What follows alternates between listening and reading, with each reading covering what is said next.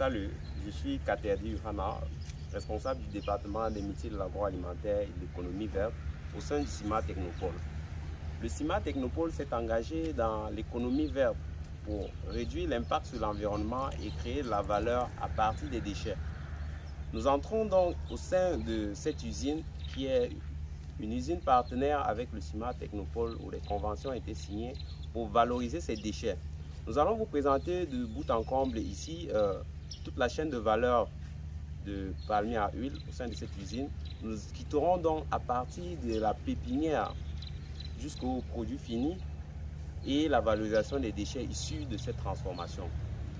Nous avons donc ici une preuve même que nous pouvons créer de la valeur avec nos déchets et réduire l'impact sur l'environnement. Le CIMA Technopole s'engage pour cela et nous allons donc vous donner des éléments concluants. Nous partons donc à la base ici de la pépinière où les plants de palmiers à huile sont produits pour être mis en champ. Nous allons vous présenter au fur et à mesure toute la chaîne de production du palmier à huile. Donc la première étape, c'est la production des plants. Après la production des plants, les plants sont mis dans les champs et au bout de 5 ans, les plantes commencent à entrer en production et nous obtenons donc des noix de palme qui sont ensuite récoltées. Les noix de palme sont récoltées et mises dans les camions. Ces camions arrivent donc à l'usine et sont pesés pour avoir le poids total de la matière première qui entre.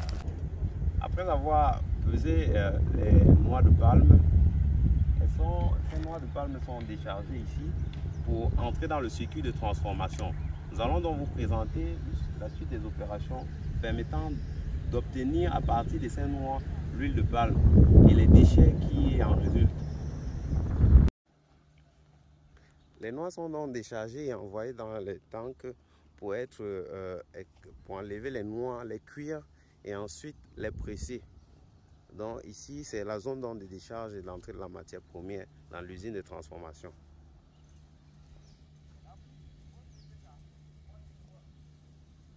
Vous voyez donc la quantité de matière première qui entre ici. Ici, donc, les noix sont cuites et pressées. Au sein de cette usine, les noix sont cuites, enlevées de leur rafle et pressées. Donc, nous pouvons voir donc quelques opérations qui sont en cours.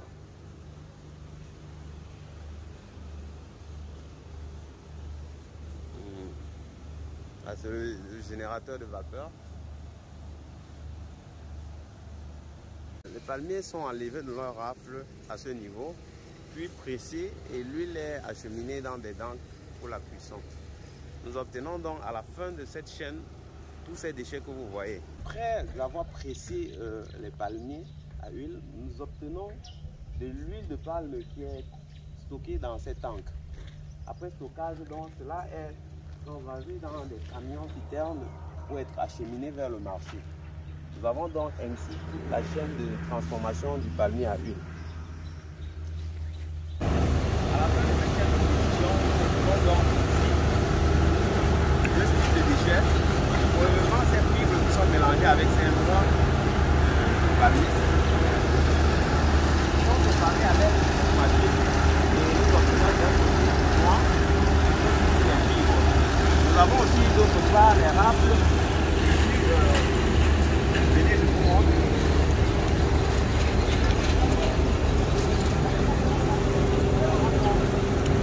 Nous avons donc les rafles, comme vous le voyez. Ici, donc, lorsque les palmiers sont extraits des rafles, nous avons ces déchets.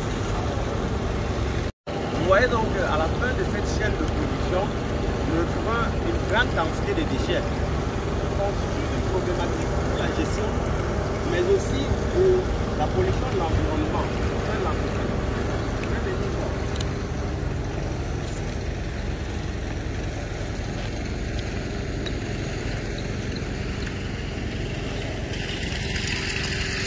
Vous pouvez donc observer la quantité de déchets que nous retrouvons. Tous ces déchets constituent une problématique majeure, non seulement pour l'entreprise, mais également sur le plan de l'impact environnemental. pose donc une question. Comment gérer efficacement ces déchets? Comment limiter l'impact de ces déchets sur l'environnement? Le CIMA Technopole, en signant une convention avec l'entreprise du Congo, nous sommes donnés pour objectif de valoriser ces déchets dans le but de produire de la valeur. Alors, nous allons valoriser ces déchets de trois manières. Premièrement, dans la production champignons, nous utiliserons ces rafles pour produire des champignons comestibles destinés à la consommation humaine. Nous allons également utiliser ces déchets pour produire du charbon écologique, du biochar, qui va constituer une matière nécessaire pour la production calorique, pour la production de l'énergie. Donc, nous allons transformer ça en charbon qui permettra notamment d'être utilisé pour, vous voyez, comme le générateur de vapeur que vous voyez là. Ce charbon aussi peut être commercialisé, peut constituer une source de revenus supplémentaires pour l'entreprise Terre de Libre. Nous avons donc décidé de former les jeunes dans la valorisation de ces déchets parce que le besoin est réel, la problématique est concrète et trouver des solutions est presque primordial. Nous allons donc valoriser ces déchets également aussi dans la production des biofertilisants pour enrichir les sols des plantations, tant même des plantations de palmeraies que les autres plantations. Ainsi donc, nous entrons dans la chaîne de valeur palmeraie pour la valorisation de tous ces déchets pour résoudre la problématique environnementale et créer de la valeur. Nous allons vous présenter donc l'unité de valorisation de ces déchets. Donc pour la chaîne de valorisation de ces déchets, nous passons premièrement par la collecte de ces déchets que nous acheminons vers l'unité de transformation que nous allons vous présenter. Notre stratégie est de s'installer auprès des zones de production de ces déchets pour avoir la matière première disponible et pour limiter les coûts supplémentaires lors du transport et autres. Donc, nous avons signé cette convention avec cette entreprise pour se placer à proximité de la matière première et pour valoriser leurs déchets. Nous allons donc vous présenter la suite de l'unité de transformation. Ok. Après donc la collecte de matières premières, ici nous passons au séchage de cette matière première pour entrer dans le procédé de transformation.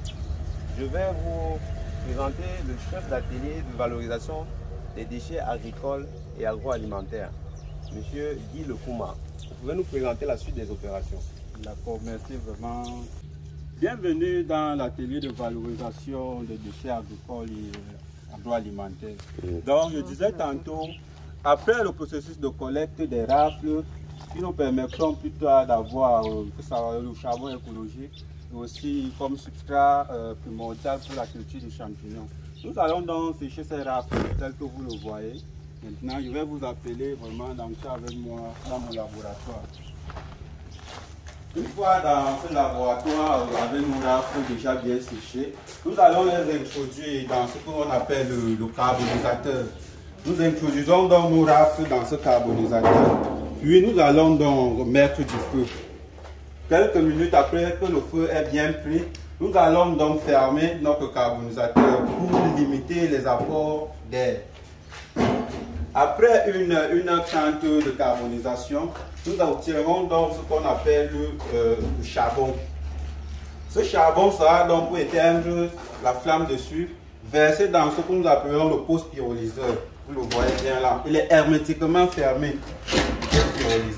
Nous allons donc verser cette braise dans ce pot pyrolyseur, puis le fermer hermétiquement. 24 heures ici dedans, ce charbon va donc s'éteindre, puis va passer au broyage. Bon, ça c'est un broyeur puissant. Donc une fois le charbon obtenu là-bas, sortant du pot pyrolyseur, nous allons donc broyer ce charbon. Nous obtiendrons donc ce qu'on appelle le biochar. Une partie de ce biochar sera consacrée pour les champs, pour lutter contre les déficits hydriques, la porosité, la perméabilité des sols. L'autre partie viendra donc par ici pour être transformée à partir du mélange avec du liant en charbon écologique. Donc ici là nous avons un mélangeur. Un mélangeur qui a aussi une forte capacité de mélange. Après le mélange là, nous avons recueilli notre pâte de charbon à ce niveau. La pâte sera conduite ici, dans cette machine, dans ce compacteur. Cette pâte passe par ce compacteur. Le compacteur doit donc générer ce que nous appelons du charbon écologique qui sera une nature mou. Après la récupération de ce charbon ici, il va plutôt passer par le séchage pour obtenir ce qu'on appelle le charbon écologique en bonne et due forme. Donc bienvenue vraiment une fois de plus et restez scotché sur des métiers vraiment écologiques qui viennent vraiment en appui sur la pression que les activités humaines mettent vraiment sur l'environnement. Donc la valorisation de ces déchets nous permet de produire du charbon écologique. Ce charbon écologique permettra de remplacer le bois et réduisant ainsi la pression sur l'environnement, sur la découpe des arbres. Cela aussi aura un impact dans l'amélioration des conditions de travail des employés. Parce que le charbon écologique ne tue pas. Il a un pouvoir calorifique plus grand et il ne tue pas. C'est une problématique majeure de cette unité de transformation.